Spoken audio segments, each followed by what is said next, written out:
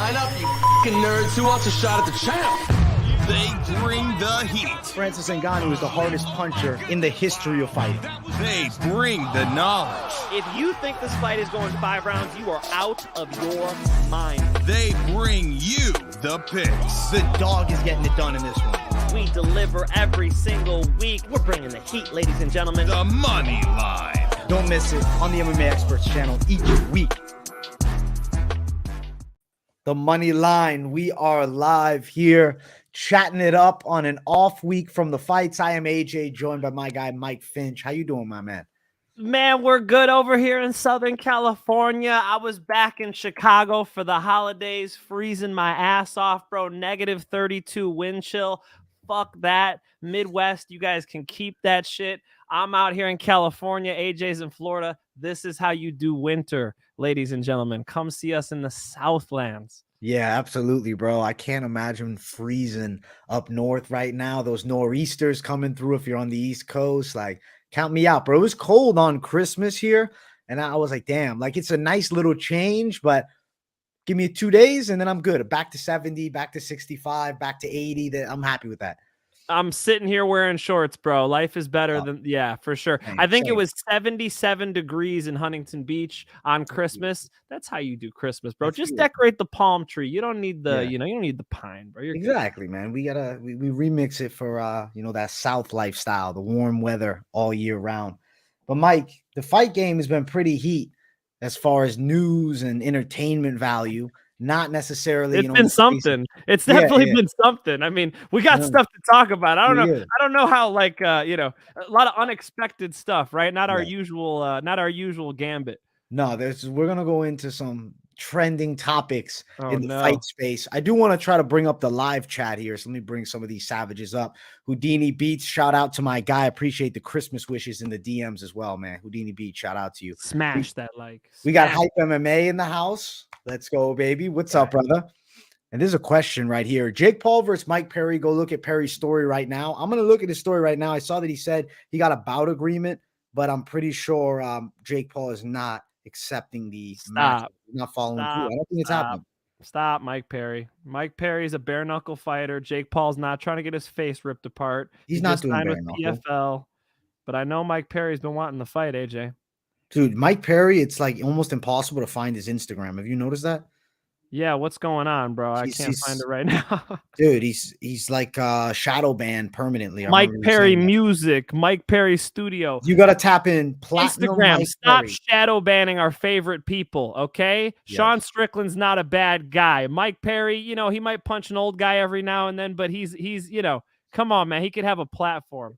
Yeah. I like how you said that. You have a platform there. Most Valuable know what I Promotions mean? follows Mike Perry on Instagram. Potential fight rumors. That's what he posted. Let's see. I signed a contract to fight Jake Paul, but he changed his mind. So yeah, Jake Paul, I mean, it was probably an idea. If Jake Paul's with PFL and Mike Perry's with bare knuckle fighting championships, I don't see what he's talking about. I don't think those two are going to fight. Who knows who's fighting Jake Paul? I mean, throw me in there. I just need like a couple more Instagram followers, maybe like 3 million. If you guys could help me out, I'd appreciate it. A good 3 million on Instagram, and I think I get the fight, boys. Dude, that would be fucking crazy, Mike Finch. This guy cannot grapple, man. roll. If you look at his jiu-jitsu, have you seen AJ? He actually grappled AJ Azagram. I know I messed up his last name there. Yeah, belt. I know. Yeah, I seen that. Got smoked. Yeah, he did. Which is expect though. That guy's pretty high level though, that kid. Yeah, but the guy's 155 pounds. True. He's a Jake lightweight. Paul's He's not a 200 middleweight. pounds. Yeah, fact. What do you want to see? Jake Paul in there with, I mean, Holocaust? you go No, down a long list, Unfortunately, I'd even pick Dylan Dennis over him, and Dylan Dennis can't even show up to a fucking fight. Dude, Dylan Dennis, I have a theory about that one. I think that they paid him off to back out of the fight with KSI. Because I'm Who's like, they? I think the fucking people at the top, they wanted to give KSI a celebrity fight. He's fighting that FaZe Temper kid. I don't know why, but to me, my mindset is this. If I'm Dylan Dennis, I don't care if I got one leg. You're getting paid $500K, that the minimum 250. Right. I'm fucking walking in that ring and laying down, worst case. And I guarantee you, Dennis needed that pay. He wanted the money. He was going to take a huge payday. Like, how many fights has Dylan Dennis really got that he's going to make that type of money? Jake Paul's not going to fight him at this point. That hype train's over. KSI would have done huge numbers. I think they paid him $100K to not take the fight, pull him out, and replace him. That's my theory. A little conspiracy, but it wouldn't shock me with boxing, especially that misfits boxing shit. I don't know. AJ's the conspiracy guy. I mean, if you want to know what the government's doing with aliens, if you need any deep dive, AJ's got you, bro. He's done the research. He's got a hunch. AJ follows his nose, man. You definitely opened my mind up, because I generally take it at face value. I mean, how many times has Dylan, pulled out of fights, postponed? I mean, when's the last time he fought in Bellator? It's been years. 2019. I just think the payday would be too much. I think he'd fight injured. I think anybody would that's like not made that type of money. I know he talks about he's making all this money, but how? From what? Where's he getting all this cash flow? You sound like Ariel Helwani, bro. You need to grow the nose out a little bit, get some glasses, get a beef with Dana going. Where's the glasses at? Hold on. Dana White, you absolutely suck, man. You beat me. I will leave Moneyline forever. That's it. We got a guest in the house that I want to bring in. I want to pop in our guy that just came through, just coming off of a massive win in the Rizin versus Bellator event. Let's introduce the Spaniard. All eyes on me.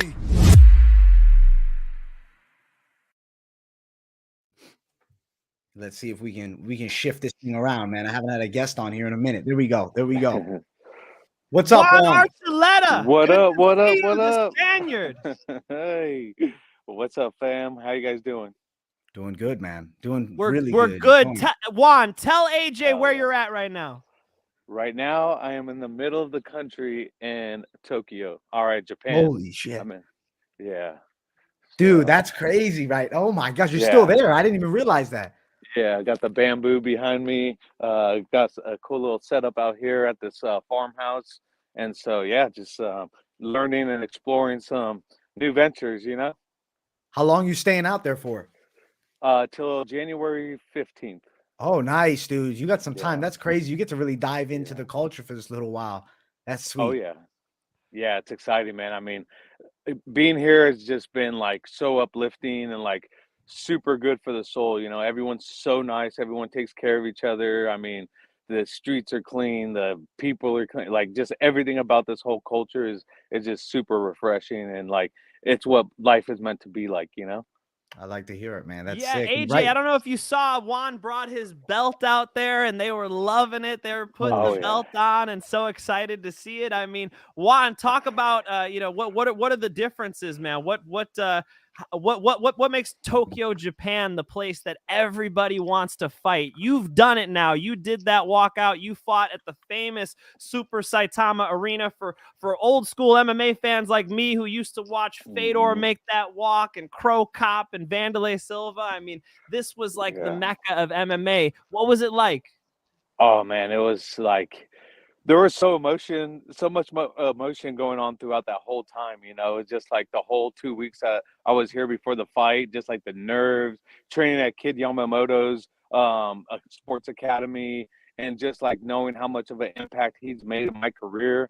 And to go out there and try to perform, I'm not gonna lie, it was like it was very, very difficult, but to be able to go through, I mean, it was a dream come true. Like, I'm still pinching myself to actually realize what I just did. Like, I was sitting at the club that night with Patricio, and my dad and I had a heart to heart, because as a young kid, you're always trying to impress your dad no matter what.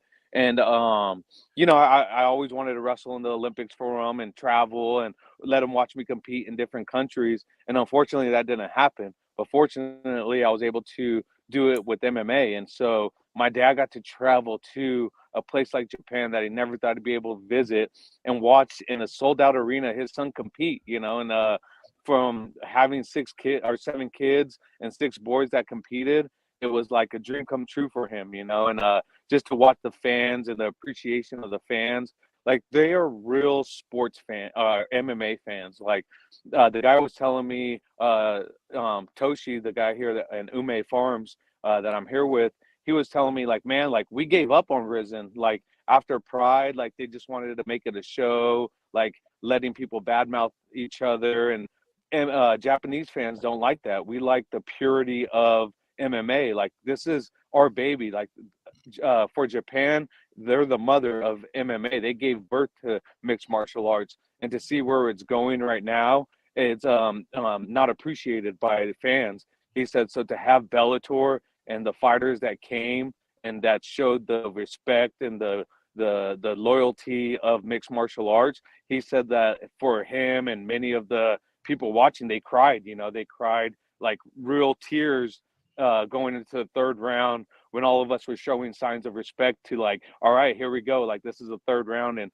showing mutual respect towards each other. He said, like, this is what MMA is. This is what mixed martial arts is. Sanctity of the sport, the respect of one another, and just to compete, to go out there and compete against each other. So that was real admiring to hear, because that's what MMA means to the Japanese culture here, is honor, respect, and just go compete. You don't have to, make a circus show.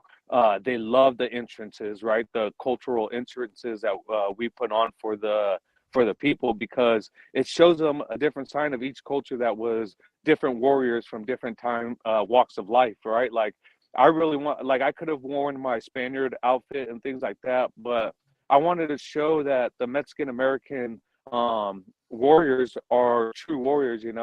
They've been shadow banned for so long, and it's time to wake that type of culture back up. They need to come together. We need to come together. What's going on in Sinaloa right now is very unfortunate, and I think it's going to help unite people a little more, to give those kids hope to look for something in the future, So that's what MMA means, and what it meant to me to come here and perform in Japan, and to give back to the people. It was truly an honor, and I appreciate, Scott Coker putting us out there like that, and taking the risk that he did for us to do that. Paid off. AJ, they went 5-0, bro. Paid off. Yeah, that was beautiful work, man. And your walkout there being said best of the year, man. How do you feel about that? Best walkout of the year. I wasn't shooting for that. All I wanted to shoot was to pay homage to my ancestral background. I've been doing it for my dad's side, and it was time for me to do for my mother's side. So, we've come from a line of warriors on my mom's side. We've had Jaguar, Eagle warriors, and a bunch of we're a fighting family, and it comes within our DNA. And so I wasn't trying to shoot for nothing on a popularity thing. I was just doing it to pay homage to the people that need to be paid homage to. It was beautiful. And AJ, I don't know if you're familiar with Scott Coker's background, but he was a traditional martial artist. He likes that. He likes the respect between fighters. And then, of course, in Japan, Bushido, right? Samurais. Yes. This is a different idea. This is what Fedor liked. I remember it wasn't Fedor himself, but somebody in that M1 Global team back in the day when Fedor couldn't make it to the UFC. They couldn't agree. They wanted to co-promote. They were saying, well, we don't really like the face the pain, no escape. Can you step to this? Face the pain. They don't. That's not their thing, They much prefer a different type of sportsmanship, Bushido respect, and you could see that there. They even, AJ, did you notice this? They kept the house lights up the whole time. I could see every single fan sitting there and their reactions the entire time. I'm not used to that. I'll be honest. I didn't even I didn't register it, man. I didn't even notice.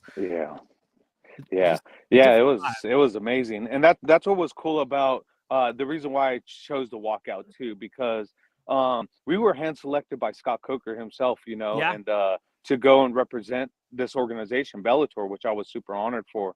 And the Jaguar Warrior, they were hand selected by the Emperor to go and capture other tribes for human sacrifice, and not to kill people, but to go and bring them back to the temple, which would be human sacrifice for their gods, right? And so it was a sign of honor and respect to be selected and then to go and capture these people. So that's another reason why it just felt right to do the Jaguar Warrior. It took some time, definitely. I'm very honored. I reached out to a lot of Aztec dancers in Southern California that helped me put the outfit together.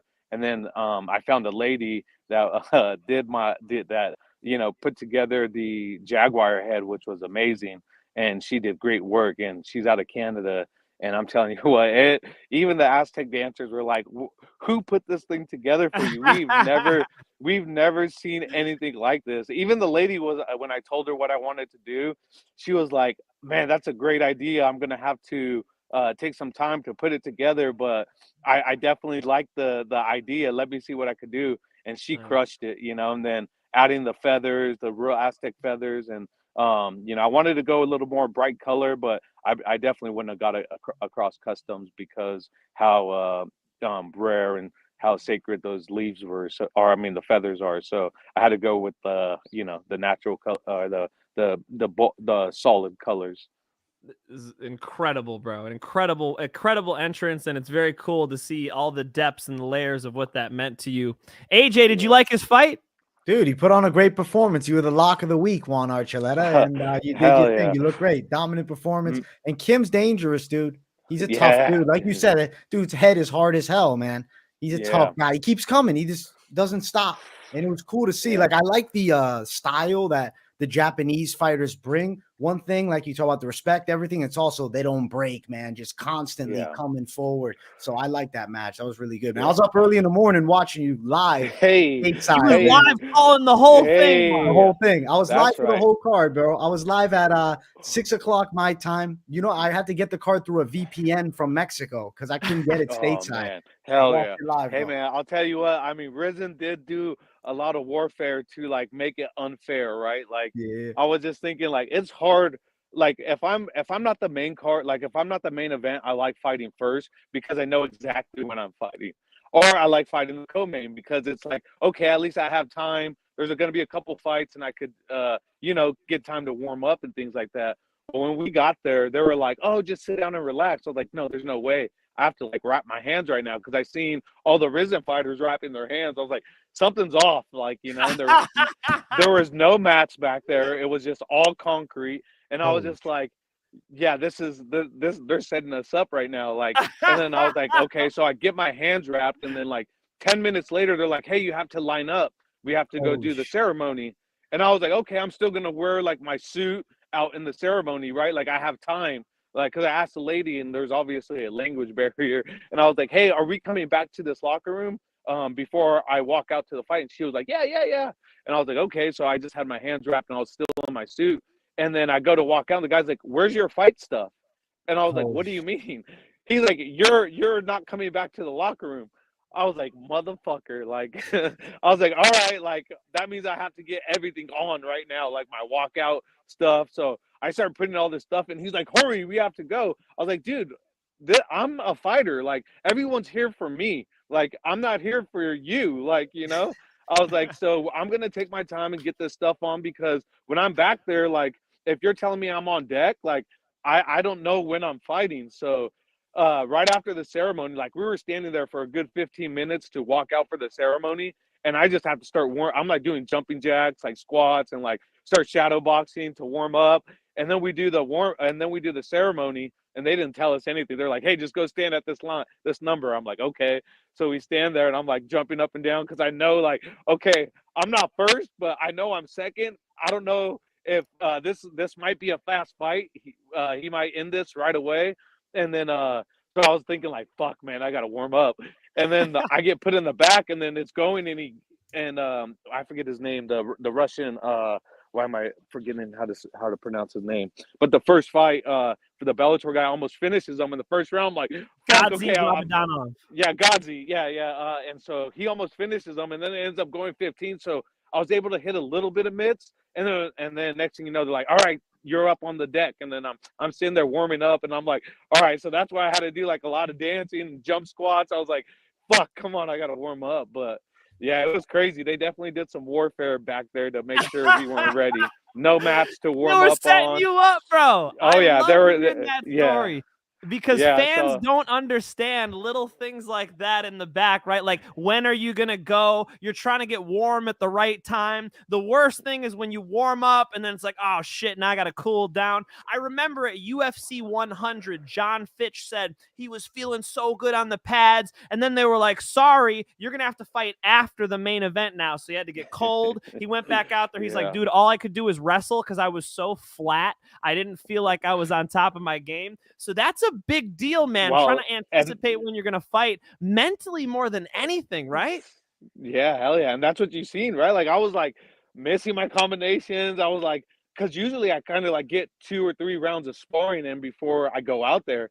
And there was no, like this was first round. Like, oh shit, Oh my God. I haven't got my like adrenaline dump out yet. And so I'm like, fuck it. Like, I'm going to win. Like, don't get this wrong. Like, I'm going to go out there and do everything I need to do to win. But fuck it. Like, we're fighting now. Like, this is just a straight dog fight, you know? I remember Tiki asking me after, like, bro, what the fuck? Like, what happened to the game plan? I said, that shit went out the window like a long time ago, bro. Like, fuck. But it was all good, man. I mean, it was a good experience. And now I'm like juiced for the next one because the best thing about it, there was big drama in the show, right? Like I was stuck in submission. I fought out of it. I came back, hit him with some good bombs, got the takedown, hit some ground and pound, got stuck back in another submission and fucking fought out of it again. And so it made it for a back and forth, real entertaining fight, which was good because that's what fans wanted. You know, they wanted to see. I mean, we're fighting the very best of Rizin, and they were fighting the best of Bellator, right? So it was going to be a back and forth fight no matter what. You know, we weren't there to win. Like Saki Abara didn't bring us here to say like, okay, I'm gonna put you guys with gimme matches. Like, fuck, he went and found Sucho Kim and added him to the roster and seen how good he was and said, yes, this guy is fighting whoever Bellator brings. Like could take damage and he could keep coming forward, you know?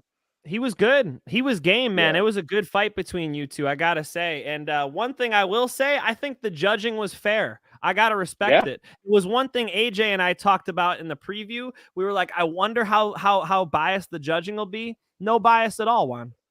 Yeah. Oh, I wasn't. Yeah. No, I knew coming in how important this was for the Japanese Mixed Martial Arts Association, and so I knew that they were going to be on their A game, and they were. You know, They were. this is their coming out party after selling Pride and rebuilding themselves and rebranding themselves. This is their coming out party, and they did a great job. I mean, they took care of us. Everything in the back. They asked us if we had any questions, if there's anything they could do to help provide for us, like.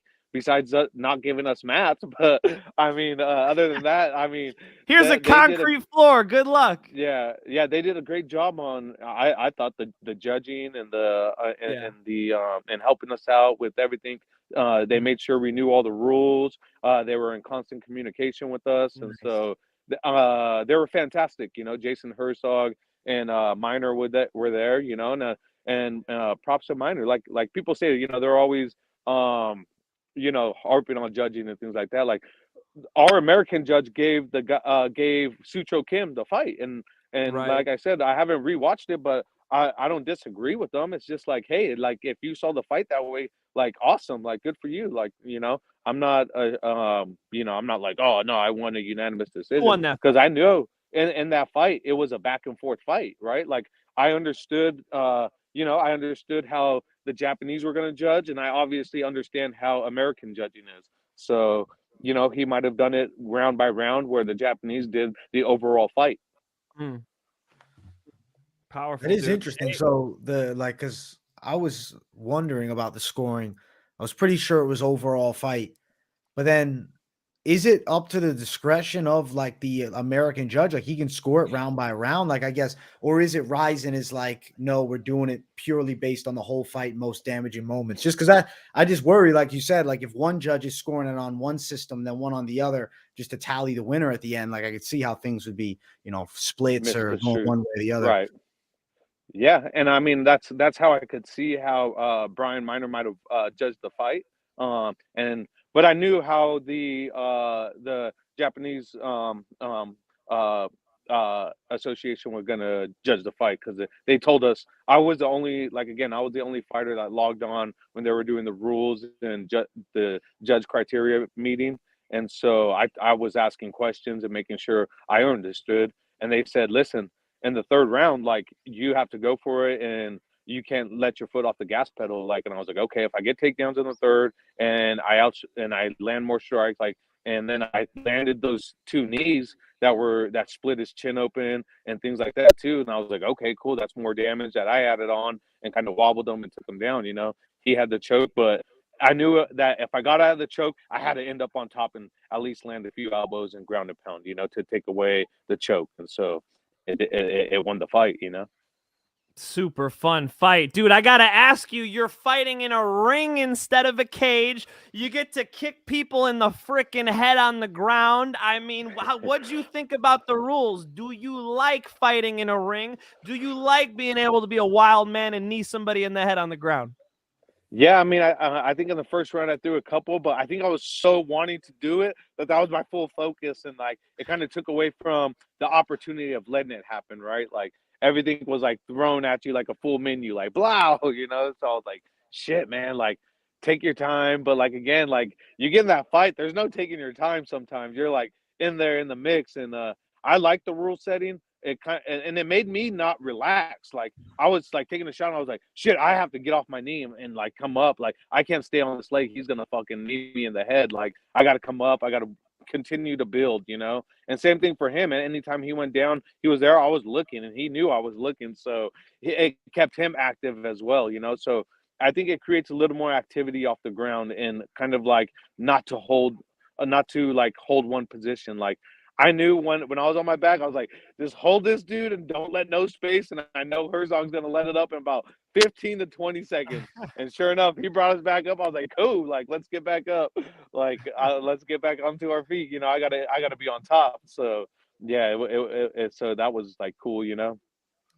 AJ, did you see that AJ McKee disputed Jason Herzog when Jason Herzog moved them? Did you notice that? When Jason moved them, AJ was like, what? I had a position where against the turnbuckle. What's the problem? Jason Herzog was really trying to put you guys in the center of the ring. Interesting how the referees have to adapt too. I mean, Jason Herzog, the nicest human being I've ever talked to, by the way. Like he's giving me like cooking recipes and shit on the Bellator bus. Like the nicest guy ever. But, you know, I kind of agreed with AJ McKee. It's like, stop moving me around. Let us fight. He told us in the back. He said, listen, whenever you are on the ropes, I could only give you anywhere between 10 to 15 seconds on the ropes. He said, and then hold your position when I stop you. Yeah. If you want that position, stay there and don't move and squeeze as hard as you can while I drag you back to the middle. He said that when I drag you back to the middle, I'll tell you to fight. He said, so don't lose your position when I stop you. He said, make sure you hold the position you want if you're in that position. That way I could drag you back to the middle. He's like, and let me do my job. I will drag you, but you continue to hold the position you want. But I can't let you stay on the ropes, in between the ropes, or on the turnbuckle. I could only give you about 10 to 15 seconds. And we said, okay. I mean, it was very clear in the rules meeting, you know, so. Got it. Well, that's good inside info that I did not have. That's good See, to know. Bellator, you should have flown me out. I would know some shit like that. I didn't get to come see you, Juan. Again, they were very vocal with the rules and how they were going to judge and how they were going to ref. Herzog went over. He said, do you have any questions after he told us the whole breakdown of how he was going to be reffing the fight? Because he said it is different. Like Horiguchi, he was punching through the ropes, right? And they told us, like, keep punching until we stop you. And once we stop you, like, then we'll move you away from the ropes. So, you know, that the same thing with Horiguchi. Like, he didn't give a fuck. He was like, I'm gonna punch you through these ropes. Like, I'm gonna find ways to land these shots, right? And so he did, you know. So it wasn't like it was like a wow factor that they were gonna stop us and things like that in certain positions. Horiguchi looked good. What'd you think, AJ? Shit, he was explosive. He looked at home in Japan. He was feeling it. Comfortable. Yeah, that's his homeland right there. That's the spot. He looked good though. He's doing, I think, better work at 25 than 35, and I feel like he's probably gonna end up sticking with Rizin for a while. It seems, because I don't know, unless Bellator wants to introduce flyweight. Well, okay, so now we could talk about it. I'm gonna get in trouble bringing this up, but Yeah. I Hey, just saw as a third party on Ariel Helwani's show. Ariel Helwani's like, yeah, Bellator is on the market. Have you heard any of this stuff, Juan? I mean, it sounds like you like fighting for Scott Coker. What do you think about these rumblings that Bellator is on the market? That a lot could be happening. What do you think when you hear that? yeah, I mean, I think they with Showtime we got under delivered of what was promised, I believe. But you know, I thought we were gonna have a lot more activity last year, Got it. you know, and a lot more promotional use out of Showtime. But I think they're just used to the cookie cutting boxing promotion that they're doing. You know, nothing against that, but again, like I thought when we had a meeting with Showtime, they were like, and we came out, they flew us out to Mohegan Sun. They were doing all these promotional videos and things like that. We were promised and told that from Steve Espinoza that he was gonna be very active with us with Showtime. And and to me, I felt like it got under delivered. You know, it didn't really present itself the way it was supposed to. So I think possibly, yeah. I mean, I would like to. I would like to get on a bigger platform for my sake.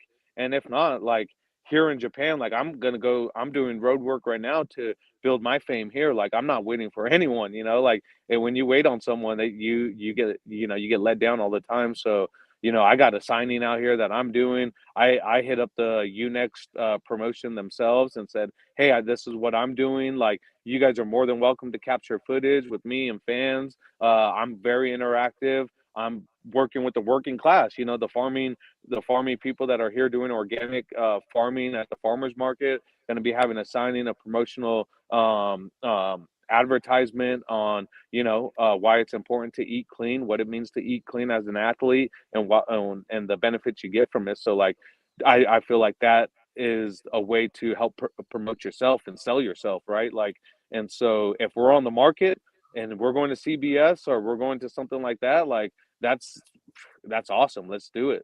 Got you. It's all about exposure for you. AJ, I think he's going to stay in Japan, bro. He looks happy Looks as like shit out there. Dude, I wish I would have known uh, he's in Japan before. I would have said, "From the land of the rising sun, son, Juan yes. Archuleta."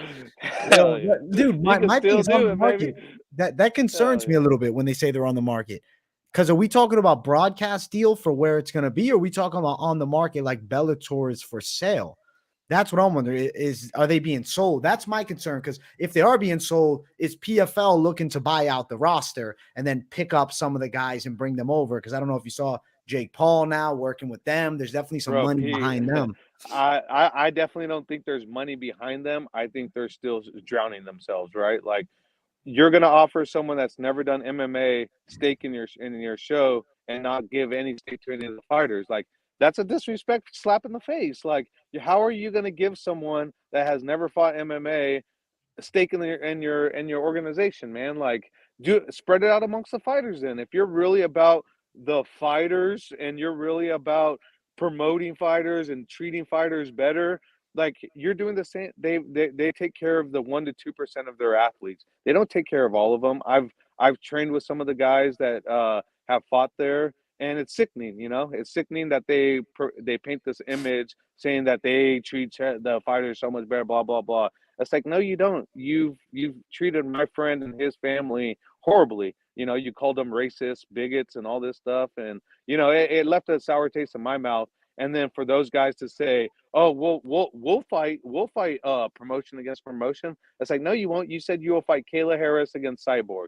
If you're really wanting the smoke, put all your champions in the run, just like Bellator and Rizin did. Woo! Don't sit here and say, "Oh, you know, we're about that life," when you're not. Like, and then you're going to offer millions to Cyborg and Kayla Harris when you're already paying Kayla Harrison millions. Like, why don't you pay the undercard fighters more than and stop paying them $9,000 a fight?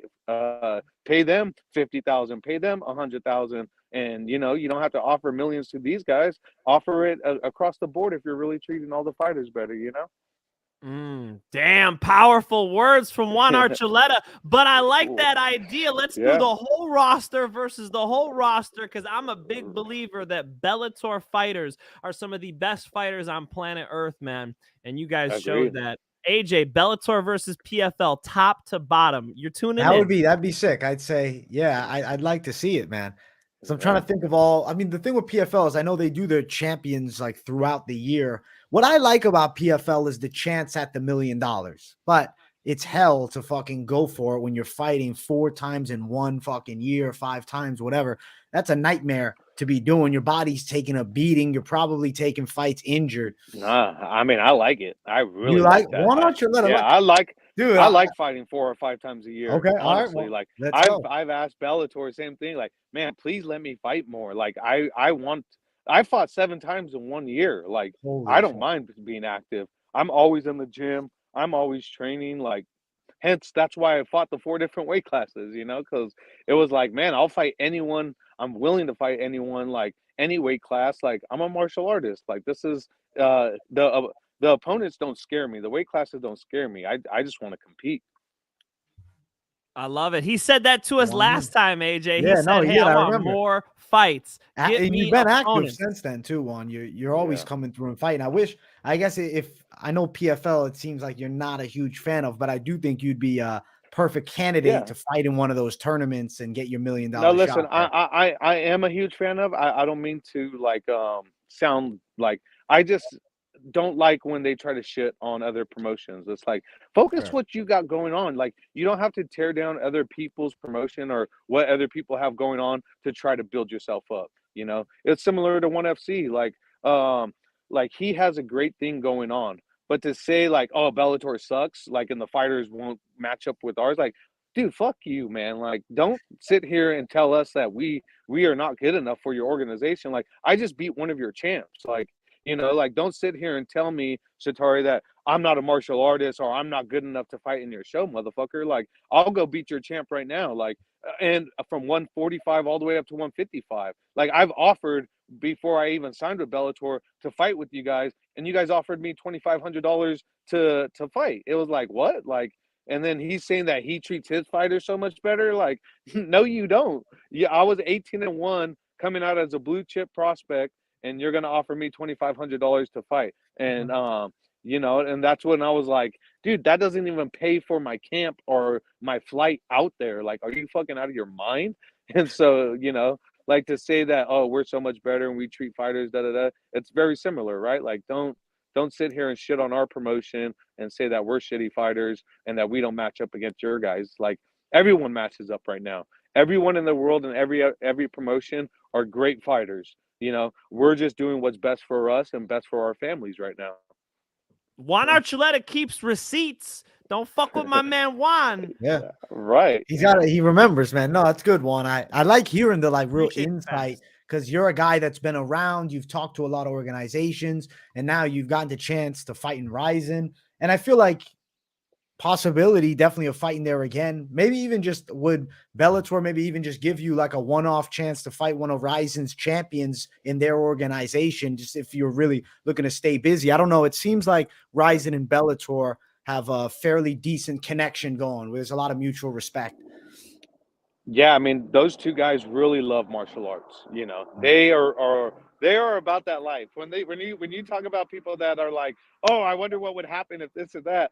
Well, these two, Saki Ibarra and Scott Coker, they're like, well, let's find out. Like, let's shit, do I it. don't care if I go 0-5 or if I go 5-0 or if we trade off 2-3. Like, let's find out who does have really good fighters, you know?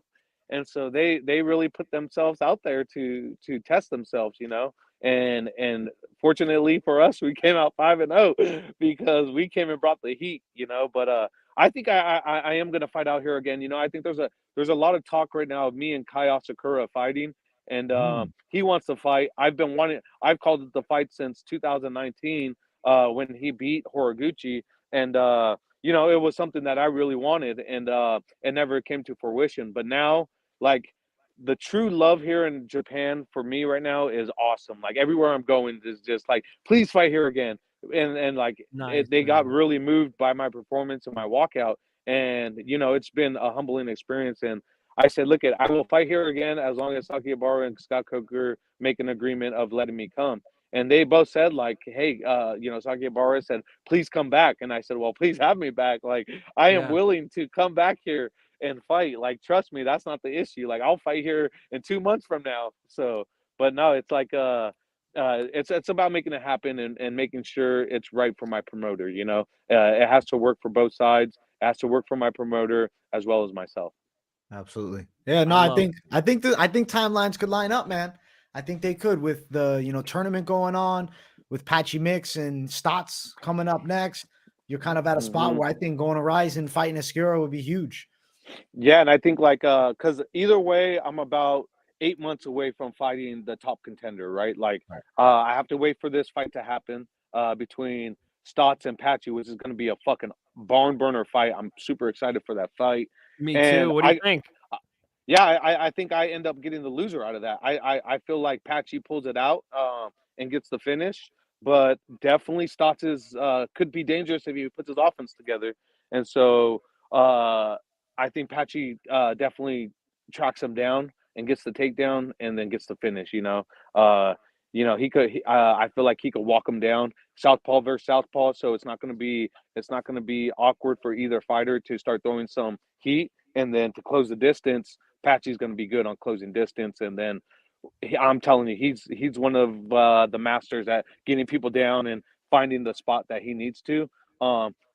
Scramble ability wise, it will be a little bit for Patchy to kind of contain him, but once he contains him, I think he's a savant when it comes to finding the submission, And so unless the chokes, the backpacks, bro, I knew he was gonna catch that guillotine on Magomedov. I said, well, I told Tiki, I said, watch, he wins by guillotine.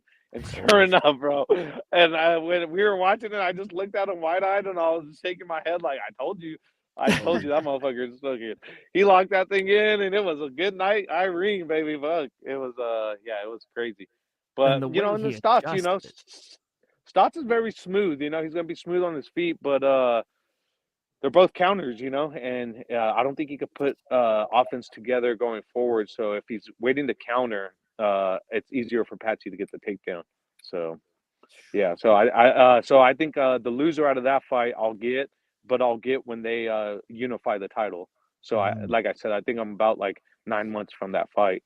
So, and then after that, obviously be a number one contender for the title after that's done. So, yeah, I agree. I think I'm right there to come back to Japan to get one more in before I have to fight the loser of the tournament. Yeah, I like it, man. You got the win over Patchy Mix too, which now holds up extremely well. I like that. Yeah. Wow, did that age well? Yeah, that win aged incredibly, man. That's a huge win to have now. That's a big feather in your cap, and you're the type of guy to have feathers in your cap. So there you go. There you go. Hey, that's why we took that fight, and that's why Patchy wanted to hold out when I got COVID, because he could have fought. He could have fought Sergio in July when I got COVID, and I'm super thankful that he held out and fought me. Because I wanted to. Like, you guys understand that I fight people on momentum. I don't fight people when they come off a loss and shit like that, right? Like, look at when Pitbull was knocking everyone out, I called his ass out. Like, I was like, yo, let's scrap. Like, I'll take that fight all day, And then Henry Corrales was on a nice knockout streak, and I fought Henry as well off that, And then Stotts was doing well. I fought him, and Patchy, he was on a nice little undefeated streak, and I fought him. I fight people on their high rise, on their momentum. I don't wait for them to like slow down and then say, okay, I'll fight them. Like I fight people when they're at the top of the pinnacle of their career, AJ, Igor Ramos jumped in with two comments. I like the one at the top about Scott Coker said in an interview. I mean, we got to ask him because it was a big one. Scott Coker said in an interview, we have fighters that can beat those in the UFC. Now, Scott wasn't out here talking shit like some of the other promoters Juan was talking about earlier. Scott was just responding to a journalist. Juan, talk about the level of fighter in Bellator. Talk about how you compare to the UFC bantamweight division. Yeah, man. I mean, look at, like I was saying, we are all, I mean, you got UFC's top 15, even their top 20, like they are all legit. Just bantamweight across the world is very competitive, like very, very fucking competitive. You got guys that any given day could lose. Any given fight could lose. I've trained with the likes of Cheeto Vera, with TJ Dillashaw, and things like that. And look at, I'm where I'm at because of them. They're at where they're at because of me as well. Iron sharpens iron, right? It's not like we don't train with these guys. It's not like it's an unknown factor of like what will happen if Bellator fought a UFC guy. We train with each other every single fucking day. Like I've trained at Extreme Couture with guys that are in the UFC. Stotch trains with Adrian Yanez, Patty trains with Aljamain Sterling and things like that. It's like we get each other, like we compete against each other. We train constantly against each other. There's no wonder for athletes, like lucky for us, the MMA side, we understand, like we get to watch pay-per-view every day. Like when we're in the gym and we get to see training partners go at it, like that's fun for us. Like you got Sabatella that trains at ATT, and so does Horiguchi. Like these guys will compete against the top 5 guys. Like it's just this mythical creature of like, oh, they're so much better. It's like, no, like ONE FC guys could compete with UFC and Bellator and Rizin. Rizin guys can compete with UFC, Bellator, ONE FC, PFL guys. PFL guys can compete with UFC and all, like across the whole board. And we won't know until Ali Act kicks into play, where we could actually do promotion against promotion, like the WBO versus the WBC titles, the WBAs and things like that. Like remember, boxing was in a similar place before the Ali Act got put into action, where promoters had to start doing cross promotion to actually make money, where now it wasn't just going to the promoters, just solely on promoters and TV deals, right? Like, and spread out across the board. Now when you're doing promotion against promotion, you have all these titles. Yeah, it's the top 5% of boxers making the money, but at the same time they're making big money, right? Like $100 million, $50 million a fight and things like that. But I think we all compete against each other. I think any given day anyone could lose. Like I could have lost that fight with Sucho Kim.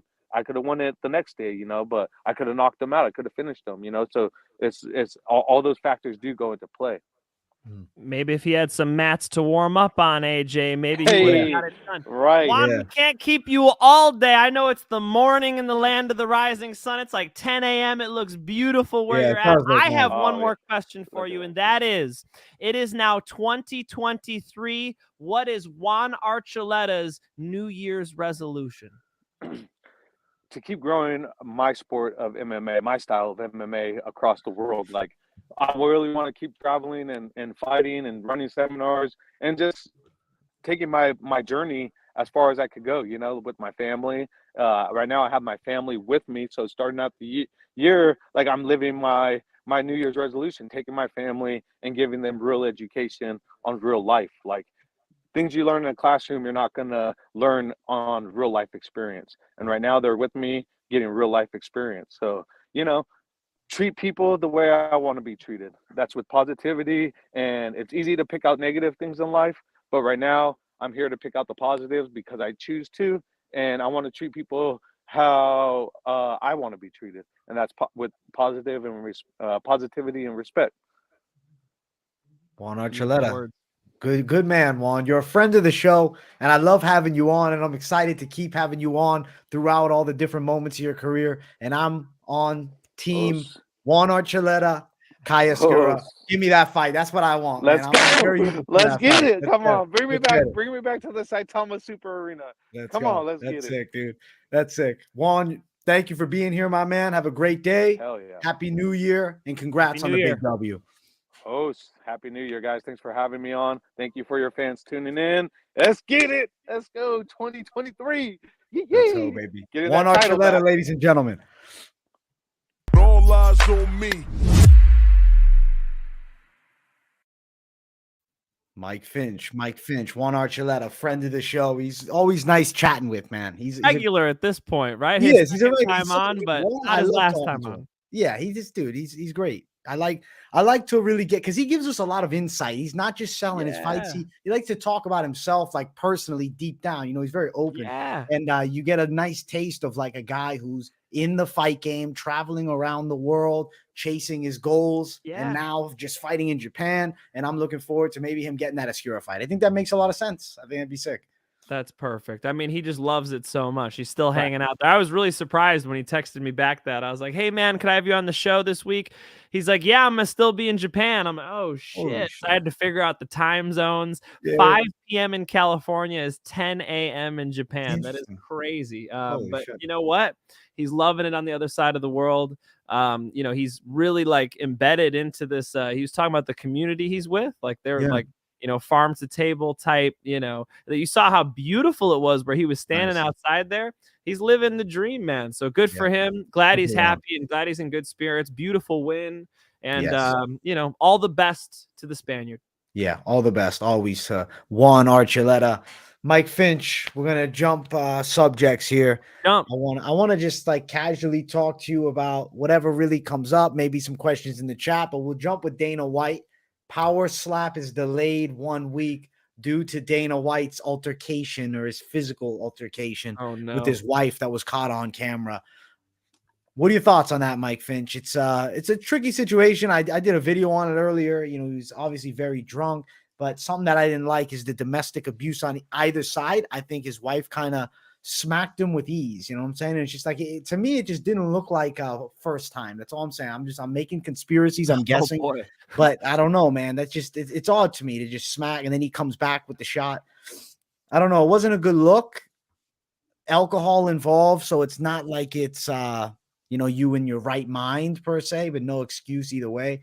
What are your thoughts, Mike Finch? You never hit a woman. I've got 2 little sisters, and it's really important to me. And what's interesting is it's really important to Dana. If you listen to Dana's response to the John Jones incident and other incidents as well, he's said it himself. You could read Dana's own quotes, and you could even see how Dana in a third party would respond to hearing this news. So I think alcohol definitely played a part here. But there are no excuses, and he didn't try to make any. I could definitely say that his response was pretty solid. Like similar to the way Joe Rogan handles controversy, they kind of like go head first into it and just take it on the chin. And that was probably the best way he could have handled this.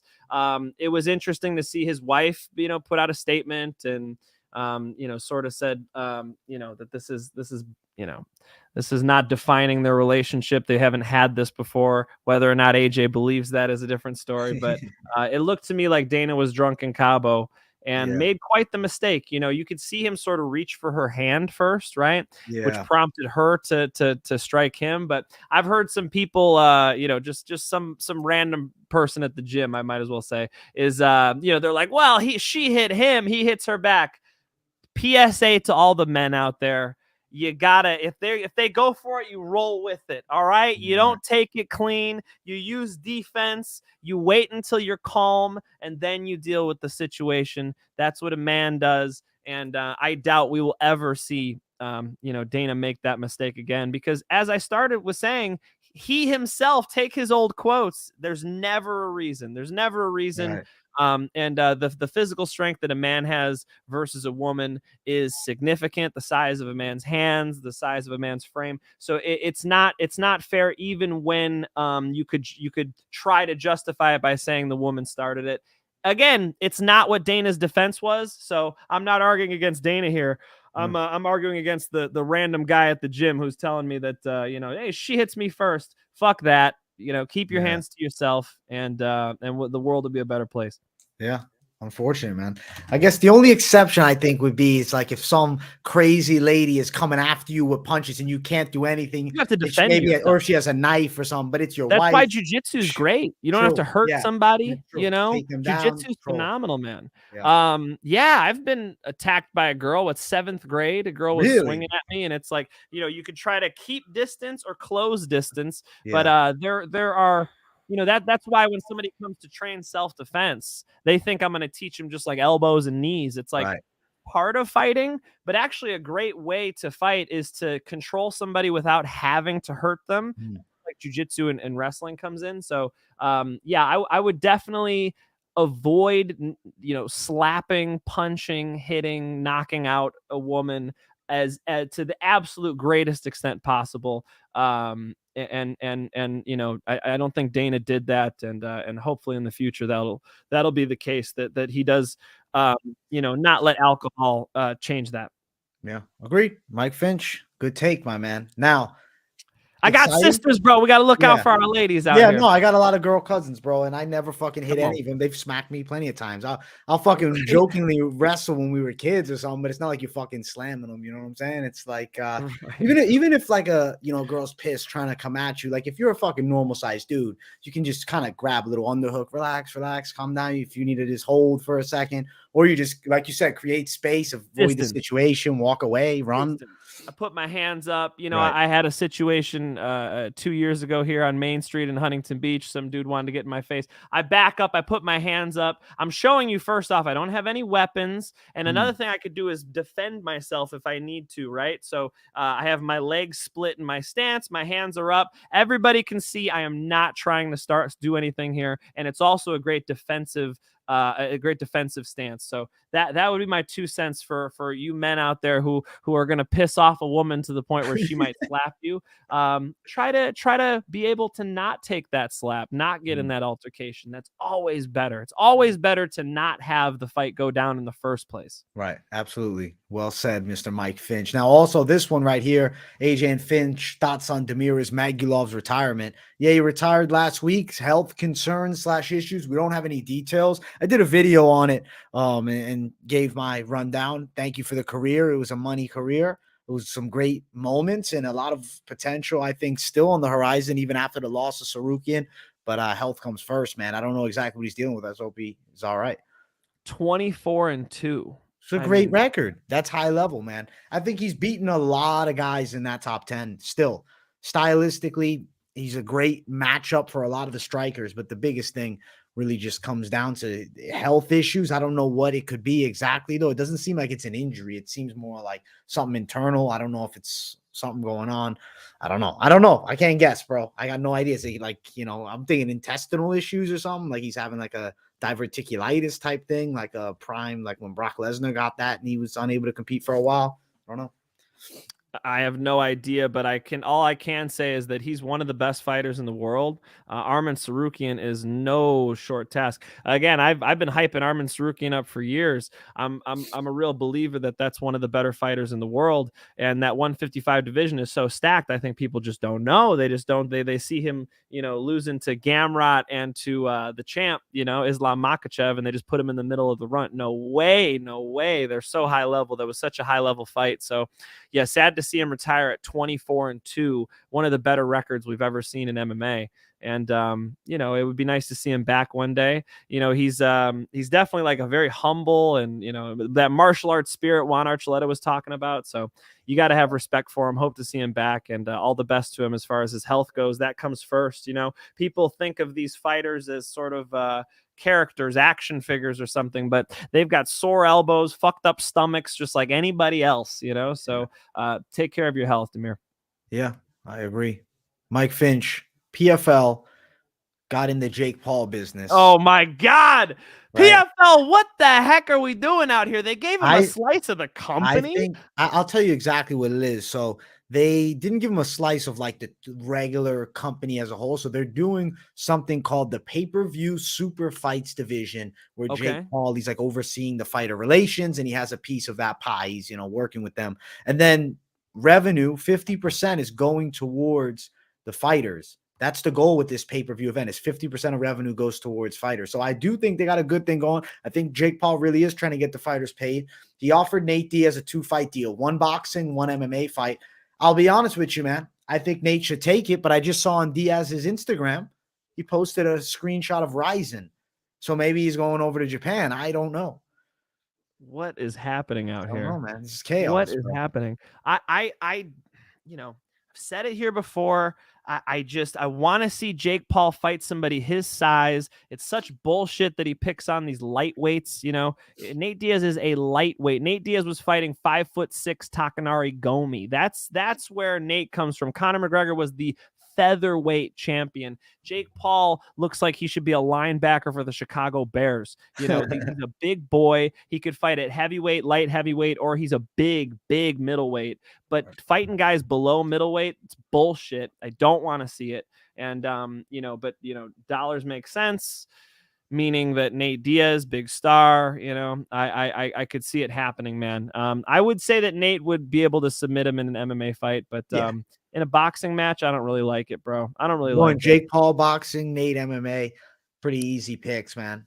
We talked about it a little bit before the show started, but if you guys have not seen it, Jake Paul actually has been in the cage. Razor Rob McCullough refereed this. Maybe we need to get Razor Rob back on to talk about it. Sure. Just a little fun match between him and a black belt. And the 155-pound black belt ran through Jake Paul, just absolutely mauled him on the ground, was able to submit him at will, so I've seen Jake Paul throw kicks. He looks like he has to take a shit. He looks like there's a stick up his ass. He does not look like he has some good technique as far as Muay Thai goes, as far as jiu-jitsu goes. I hear about this wrestling background, but it's only words. I haven't really seen him wrestle to a great extent. We've seen him box. We know he's got a big power in his right hand, a little bit of a jab, got a little bit of boxing. But what's that going to look like in an MMA fight? AJ, I think he'll be vulnerable out there. I'm thinking, especially fighting somebody of Nate Diaz's caliber right out the gate. If you throw him a kid that wasn't beyond, I don't know, 0-0 as a pro, maybe had 2 amateur fights or something, like a light touch. Like, let's say he threw him a Mike Jackson. I think he'd knock him out in the first round. I think he'd beat a CM Punk. I think like a Mickey Gall fight, that would have been interesting if it was the young Mickey Gall, though. We're flashing back, like that type of matchup. That's interesting. Mickey Gall's jiu-jitsu experience, though, bro. Right. No, I agree. I think that would be an edge. Jake Paul, though, instead, the mindset with Jake Paul is business. And I think he's willing to risk taking the MMA L because, first thing, I don't think he gives a shit about being an MMA champion. He loves boxing. He wants to be a boxing champ. But for the chance to fight Nate Diaz, come on, man. For the chance to fight Nate Diaz, he wants the opportunity. And he says, listen, I'll take you in the cage too. But first, I'm going to beat you in boxing and then you can choke me out. And then we'll keep going with this. And he's still like, then he'll get to say he fought MMA. It's going to help his case to promoting MMA. And I think Jake Paul overall wants to be in the fight business. And he knows there's big business in cage fighting. Underneath it all, AJ, Jake Paul's just a big MMA fan. He's a fanboy. He loves Conor McGregor and Nate Diaz. He was watching on the edge of his seat all of us. He loves it. He loves it. He loves it more than boxing. He loves MMA. He wishes he could be a UFC champion, but he probably looks at the UFC roster and realizes that Alex Pereira would send him into the fucking, the next galaxy over. So, so he's trying to figure out what he can do. And I've seen him, like I said, I've seen him throwing kicks. I've seen him grappling. He knows he's not the best. He knows he'll get his ass whooped. So he's going to try to pick and choose. And I guess the Nate Diaz fight, now to compliment Jake, now that I just took a, massive, I gave him some criticism. To compliment Jake, I would say that the matchups that he's chosen have been intelligent, timely, and that he's definitely making sure that he wins as he goes along. And Nate Diaz is a funky style because, you heard about how Juan Archuleta was saying, ONE FC fighters can fight, Bellator fighters can fight UFC fighters. So when you go further into that, like when you fight Nate Diaz, you can punch him in the face. Like you can hit Nate Diaz. Nate Diaz is in a fight with a lot of people. It's just that Nate thrives in those, and Nate is generally able to pull out phenomenal wins through some pretty heavy fire. So you could imagine Jake Paul being able to land on Nate. You can imagine it being maybe Jake Paul is more so winning rounds and Nate is the one who ends up finding the neck, finding the guillotine or something like this. That would be my rough assessment, is like he's looking at the Nate Diaz fight like, maybe I'll look good. Yeah, he's thinking there's a little hint of a chance because Nate Diaz is not a kicker. He's not a major wrestler, but he's got some takedowns. I mean, he worked that well with Showtime Pettis. He's a boxing heavy style with jiu-jitsu. So I think also the athleticism favors Jake Paul. in his mind, he knows fighting in MMA is going to be risky as hell. But like Diaz is a smaller guy that maybe he can get the upper hand on. But I think 40 pounds? Anthony Pettis just said he'd take the fight. I think that'd be a scarier fight because I could see Pettis kicking the hell out of him. Yeah. And I don't think that Jake Paul wants that type of kicker in MMA debut. Can you imagine those low kicks coming down? Chop, chop, it might be 3 of them and fight could be done. I like that actually. But again, we're talking about a lightweight. Like, right. You know, no, it's true. Let's see him come over and fight Johnny Eblin in Bellator. Let's see how that goes. You know what I'm saying? I think that he's trying to take the business fights, right? Like, give me a guy that I'm a bit bigger than, that's a little bit past their prime, but still knows MMA and still has 30 fights plus. I just think it's smart money fights. He ain't fighting Johnny Eblin, dude. He's not. I don't think that he'll take a fight against somebody on the come up like that. I think it's like attack somebody that's a little past the prime, a little slower, a little smaller. Stylistically, maybe you got a shot. But I still think Nate Diaz lands takedowns, and I think he can beat him up on the ground, choke him out.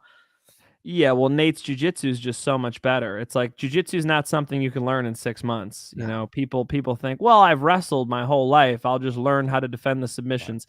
It is not that simple. It is an entire system in itself, submission grappling. Some things that wrestlers do, like shoot with their neck out, and you know, they'll do what a fireman's carry or these various wrestling moves where you put your neck right into jeopardy. And wrestling rules are so different. So there's an extreme transitionary period that you cannot just sort of, I'm going to hire the best coaches and do a good training camp. Yeah, you're going to get strangled is what you're going to do. He's saying a year from now it would be around. All right. Well, from what he's done in boxing, he's clearly showed to be an athlete. He's clearly showed to be powerful. My one request is fight somebody your age and weight. Come on, dog. Yeah, I think he's not going to do that, Mike Finch. Come on. He's not going to fight a guy his age and weight that doesn't have the name. It's Nate Diaz, man. It's Nate Diaz and he gets no fucking respect from me, AJ. Okay? That's fair. He's not going to fight somebody his age and his fucking weight, he gets no respect.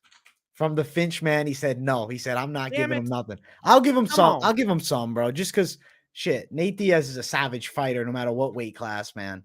I think he's scrappy, he's tough, he's powerful. He's a little bit powerful. Like Nate's got that that continuous power where he's not 100% with one shot, but eventually when he lands that perfect power, it's an accurate punch. Boom. What is it? The snapping freaking straight left? You got it. Yeah, when he turns that hip over on that cross, I think you really discovered it against Gray Maynard, because Nate always does the slaps, right? But with Gray, boom, he put that 2 down the pipe, and Gray, went out on his feet. I think Nate was like, oh shit, I get fucking crack, So then he went out there against Conor McGregor, boom, was able to hurt Conor.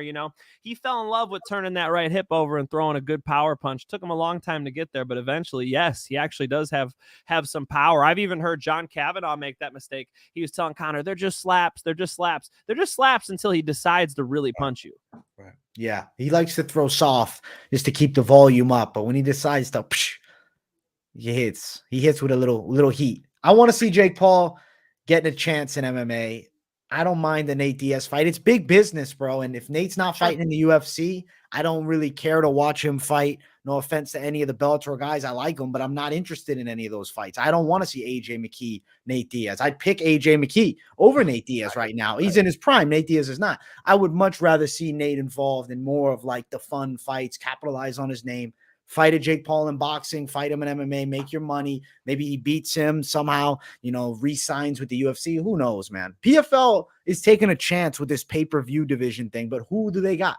What name? What name is pay-per-view value? They got one pay-per-view to put on. It's Jake Paul, Nate Diaz. Outside of that, okay, the tournament championship was pay-per-view and I bought it, but majority of people did not buy it. They found it through other means. So I don't think the buys of a fight that isn't even caliber of the 5 championship fights in one night or whatever it was, 8, I think.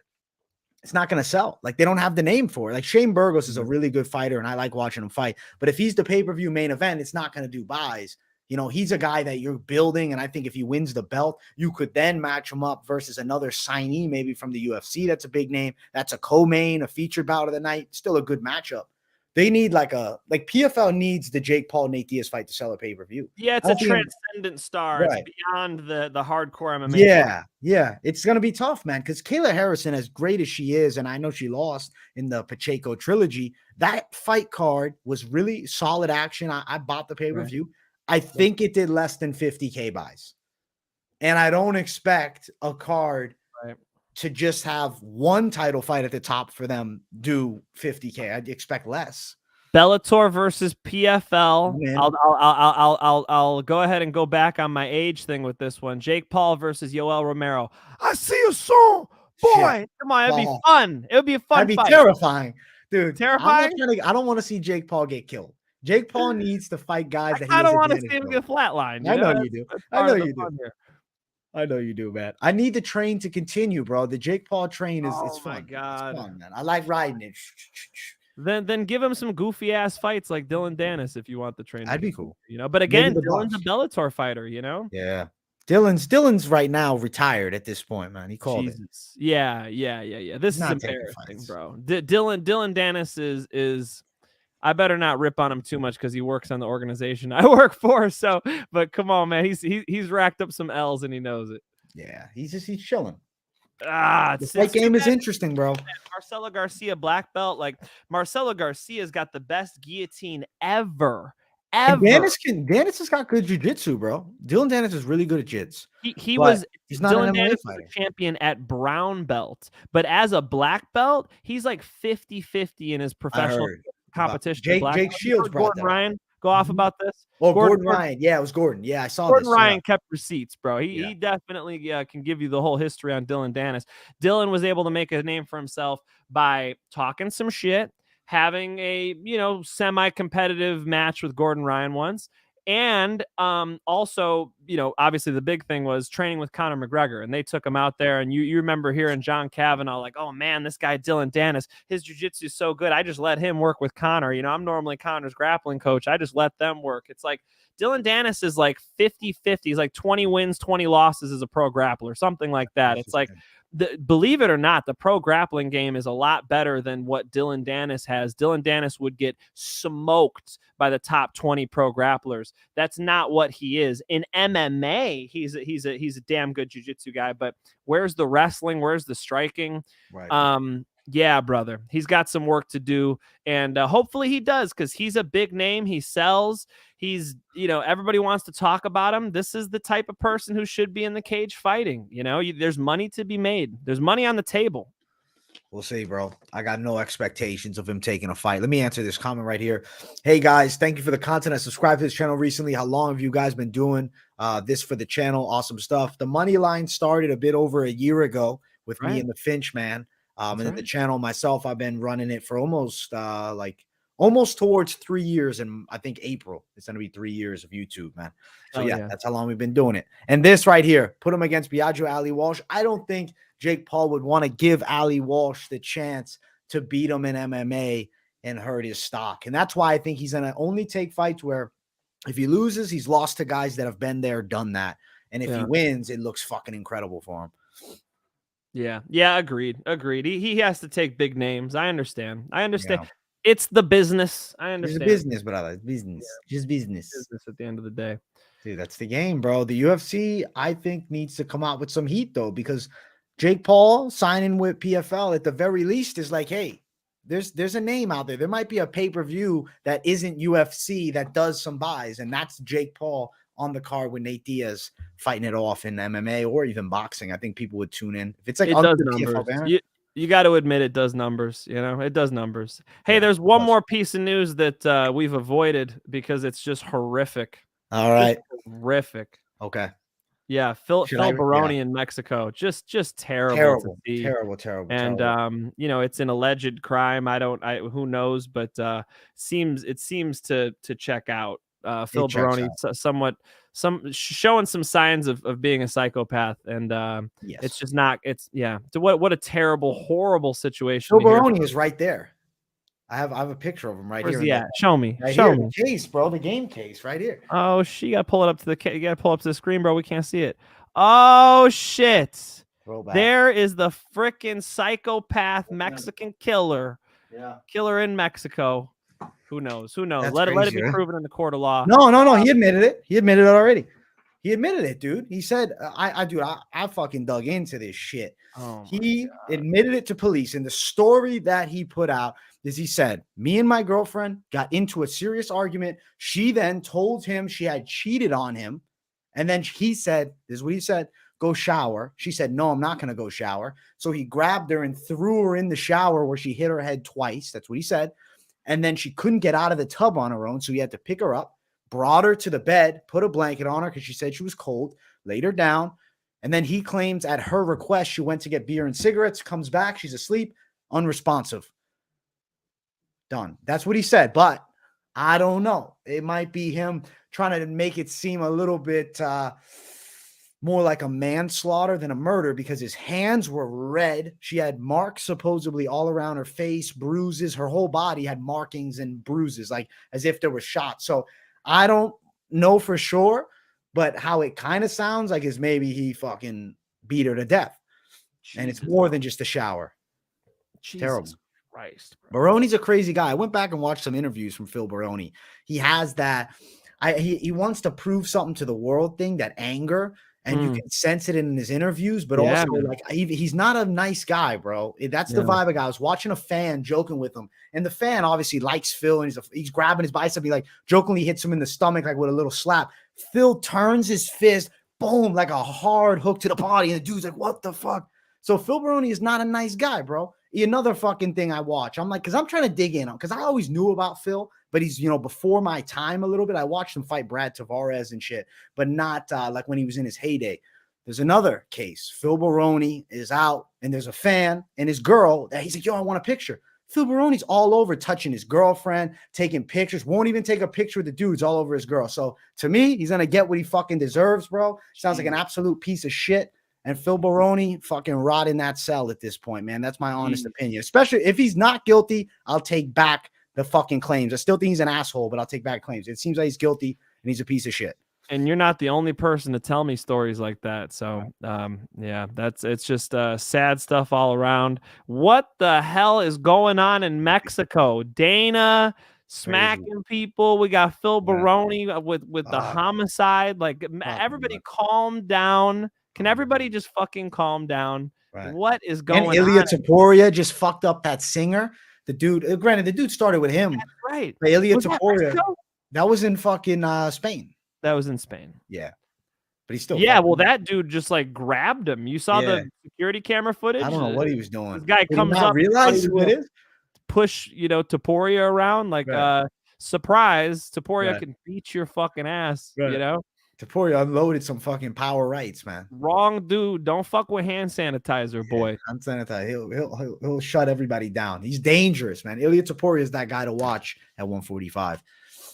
Make no watch anywhere with those hands. You don't want to mess with him in the bar, in the cage. No. My man is explosive. Yeah, dangerous, man. But yeah, crazy shit, man. What a crazy start to 2023. Hopefully things get crazy as a means of like the fights being awesome. Right? Like bookings. Give me John Jones back. I want my goals for 2023 for the UFC. Okay. I want to see John Jones fight again. I want to see Conor McGregor fight again. I want to see Islam Makhachev defend the belt at lightweight at least 2 times. That'd be pretty cool. I want to see the trilogy. I was going to say the quadrilogy of I guess I want to see the quadrilogy of Pereira and Adesanya. I definitely want to see that this year. And Usman and Edwards is a must make. Yeah, what happened with that? Who pulled out? I mean, it's not it's just the injury with the hand of Kamaru Usman slowing this thing down. Right. Okay. Andy Gonzalez said that was a fake video of the recording by Taporia and the singer. So that wasn't real. Andy is Spanish, so he's there. So I do trust him at his word. All right, Andy, let us know. I mean, let us know. The last name checks out, but they're in Spain, isn't it? A little, I don't know. If that was fake, they got me. Yeah, it looked real to me, man. Shit. That was pretty good. Holy shit. In 2023, I like all those fights. I gotta see Francis Ngannou back, dude. True. There's just no talk about the heavyweight champ. Come on. Dude, the heavyweight division's asleep right now, man. Yeah, we need to. So I want to say, there you go. My 2023 wish for the UFC: wake this heavyweight division up. Let's get these heavyweights slugging it out. So many fights to make. yeah, just pull him out of bed. Yeah, they need to, man. I don't know why the holdup of John Jones. Like, it's just, does he really want to fight? Like, that's what I'm wondering. Does he really want to do it? Is No. it because he doesn't want to? And that's fine if he doesn't. So let's move on and let's give somebody else a shot, and let's make Cyril Ngannou 2, or let's give Pavlovich a shot. Power versus power. Can you imagine Ngannou and Pavlovich? I'm all in for that fight, Mike. Of course. Cyril Gane looked so good against Tuivasa, bro. Cyril Gane getting another title shot eventually would be sick. Yes, man. We just need to see these fights. They need to start fighting. So Pavlovich and Cyril Gane right there at the top of the division. My man Curtis Blades looking dangerous. Curtis Blades is a problem too. So all the top of the heavyweight division is real, man. They just need to start fighting, and that'll be fun for 2023. That's on the wish list. I like what you said about Islam Makhachev too. Let's see him defend the title 3 times. This Volkanovski fight looks awesome. Volkanovski is going to be a lot more difficult for him because of how low to the ground he is. He's this short, stocky rugby player. It's hard to double leg a guy like that. He's really going to have a lot of trouble on the fence with a Volkanovski taking him down, and that's interesting because Islam Makhachev's so physically strong and imposing. And then I think it's going to be interesting for him to fight a kicker like Volkanovski. Volkanovski could throw a lot of kicks, man, and it's difficult to catch him because he's quick. He's got a great stance. He's got cardio for days. It's a different type of problem for Islam Makhachev. That'll be interesting to watch, and probably tougher than any fights at 155 right now. And that's saying something because the 155 division is stacked. I don't know if you saw, but it's rumored that Beneil Dariush is going to fight Charles Oliveira. That sounds sick. That sounds sick to me. So many fights to make it 155 as well. We're gonna have a good year of fights, of course. Oh yeah, we're gonna have a great year. I need it to come through, man. I need these cool matchups to happen. Oh, something to note: there is a fight this weekend, boxing rule set, of course, but a fucking fight in boxing that I want to tune into. Tank Davis is fighting against Hector Luis Garcia, and I saw that stare down. There's one that I tune into, and it's Tank, dude, because he's got mad power. I like his style. He has like a little, kind of like the young Mike Tyson vibe to him. I want to see him go out and perform, man. And I think he's going to get a nice W over this dude. But hey, you never know. The fight game's crazy. Boxing, there's been some crazy upsets, maybe. Yeah, definitely. Tank Davis has got some power, man. It's always fun to watch him. Even sparring, like it's just fun to watch Tank Davis move, man. He puts on some shows and has some ridiculous KOs, so that'll be fun. And we'll be back next week, ladies and gentlemen. We're going to break down the Kelvin Gastelum fight. We're going to make sure that we get you guys the entire picks as usual. It's been weird without these UFC cards, man. The UFC's been sleeping. The boss is drunk in Cabo. What is going on? We're on vacation. Back to it. Yes. And we're going to, for sure, we'll break down the entire card for you guys. So make sure you guys are tuning in next week. I don't know if it'll be Monday or Thursday. Me and AJ got to figure that out. We love the numbers on Monday. We appreciate you guys tuning in as always. And it'll be fun just to break the cards down top to bottom, get back to predictions, AJ. It's been so long, bro. I feel like I know. It's just weird, man. It's been we have like a normal podcast now. We kind of just shoot the chatting. Yeah, this is wild, bro. And I've been just doing news reaction videos for the past week, just trying to throw things up. Which honestly, I want to add into the channel, anyways. Is just throw the news out there. I enjoy doing that, man. I'm passionate about just making videos about stuff I'm excited about. So I'm gonna keep those coming. So you're the content king. I like that.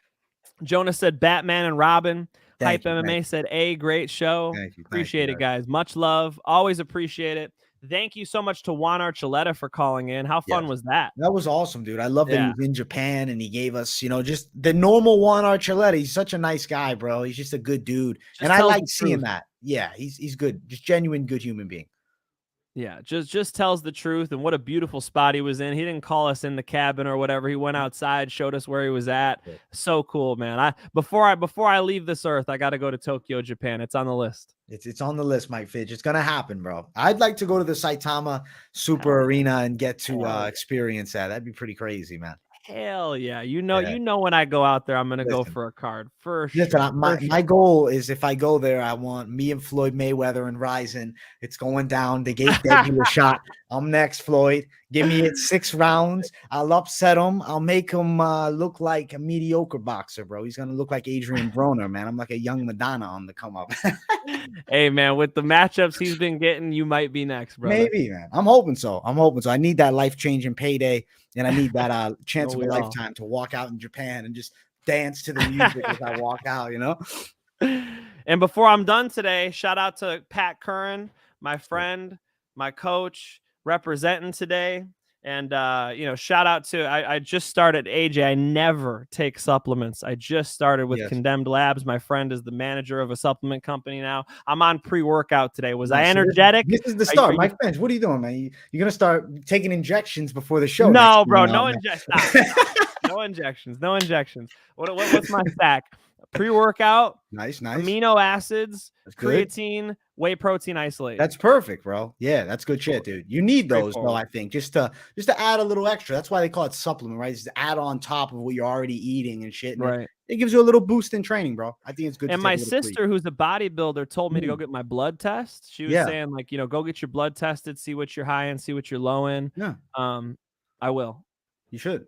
She's trying to make some gains, Mike Finch. She's trying to I was squatting today with the wife, bro. Nice. I'm sitting like an inch higher. I got such a pump in my ass and legs now. So, 100%, bro. I'll keep it up. I gotta make sure I'm doing more pull-ups than AJ. Me and AJ both did 16. I'm going for like 28, bro. Nice, Mike Finch. I'll send you a pull-up off in the next 6 months, bro. You're gonna see it.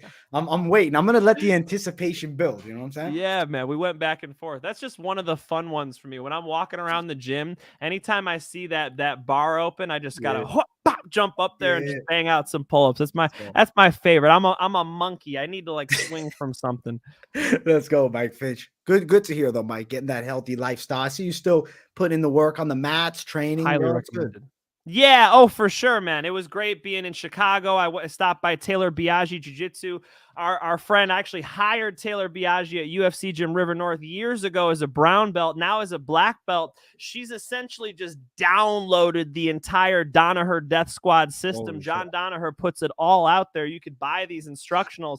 And the way she was doing it step by step, dude, I was rolling with one of her purple belts. I could not keep this guy off my legs, man. They have such a effective system. It's so unique. It's like when you have a new defense in football, like the Bears were running the Tampa 2 or whatever it is, and it shocks the system. This is beyond anything I could compare it to. Like the Danaher system with leg locks and the overall game. How much better is Gordon Ryan than everybody else? How much better is, even look at his old students, Eddie Cummings, Gary Tonin. I mean, they are so much better than the competition. So it's really inspiring to me. I want to train more leg locks. I want to train more of this system. And now I have to, man. I went to the gym. Even their blue belts were keeping up pretty well with me. Shout out to Adam, who I got to roll with, an old friend. And it's like, that's not my usual thing. Normally I roll with the blue belt and it's like me playing with a child.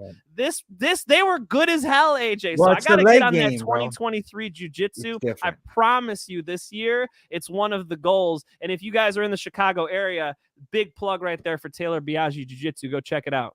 Nice, dude. Yeah, I think the game of jiu-jitsu, you have to very much focus on the legs, because I'm hearing even a buddy of mine that trains, he's talking about the black belts at his school getting fucking worked by this blue belt coming in from another school. Why? Because he's fucking got the whole lower half game. And if you're not focusing your jiu-jitsu on the legs, it's a whole different sport now too. Because I think a lot of people that are like more MMA centric, the legs are kind of on the back window, you know what I'm saying, or the back burner. That's me. When you're on jiu-jitsu though, and you really thinking I want to do pure jiu-jitsu now, have to focus on that low half, bro. It's changing the game, because when he's telling me this, I'm like, dude, I see it 100%. When you watch all these high-level guys now, it's fucking leg lock central. Yeah, that's the sport of jiu-jitsu, and make no mistake about it, it will bleed over into MMA. Yeah.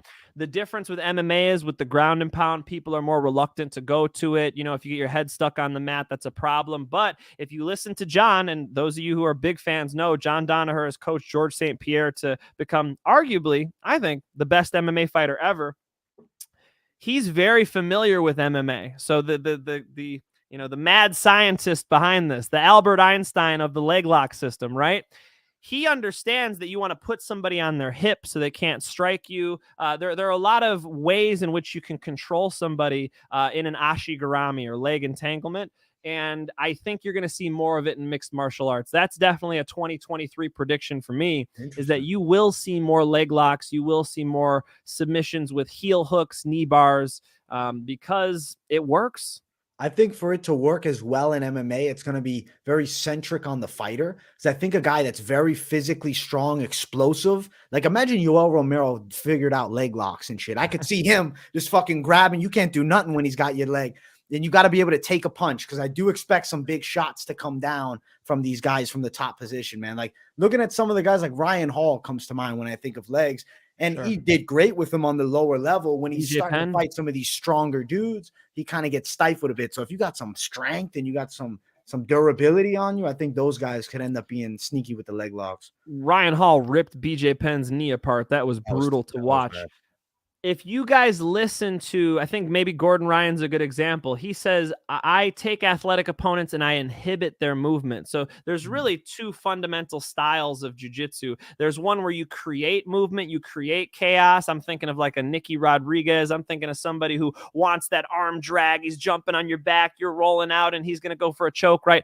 There's that style. And then there's the style of Gordon Ryan where he pins you. He inhibits your movement. So you could take an athletic person and you make them unathletic by not allowing them to develop kinetic energy, not allowing them to, get into those athletic movements where into positions where they can be athletic. So, Gordon Ryan says it himself. He's like, I'm not a great athlete. However, because my system is around control and pins and stopping movement, he could beat athletic people. So, to not to push back, because actually athletic people could do leg locks, and that's how it used to be, right? They're like trick leg locks. Like Ryan Hall actually is an example, an Imanari roll, or, these are like athletic and fast and fun to watch. There's actually another style of leg locks which is extremely systematic.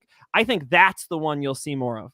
Interesting. I'm looking forward to it, Mike Finch. I'm gonna be watching for it. I'm hoping we get at least, this is my prediction, we need at least 5 UFC leg submissions this year. Let's make it happen for Mike Finch. Let's go. Let's see if his prediction. And we'll commentate him for you guys. Andy Gonzalez says Josimel Pajares is the best example. You know what's funny? Check this out. I'm giving you guys homework before we sign off. Josimel Pajares versus Gary Tonin. Gary Tonin's like 40 pounds lighter than Josimel Pajares, 50 pounds lighter. I have no idea. Pajares couldn't do anything to Gary Tonin. Gary was all over Josimel Pajares' legs. Believe it or not, as good as Josimel Pajares is at leg locks, that's the old system. The new system's here to stay. It's better. I'm going to keep an eye out, man. I'm looking forward to seeing this new system, man. Be pretty sick. Mike Finch. I'm inspired. Let's go. My guy. Much good love, show, bro. AJ. Thank you guys for tuning in. We will see you every single week here. Make sure you hit that like button, subscribe, drop a W in the chat, and we will see you every single week for Moneyline. Peace, everyone.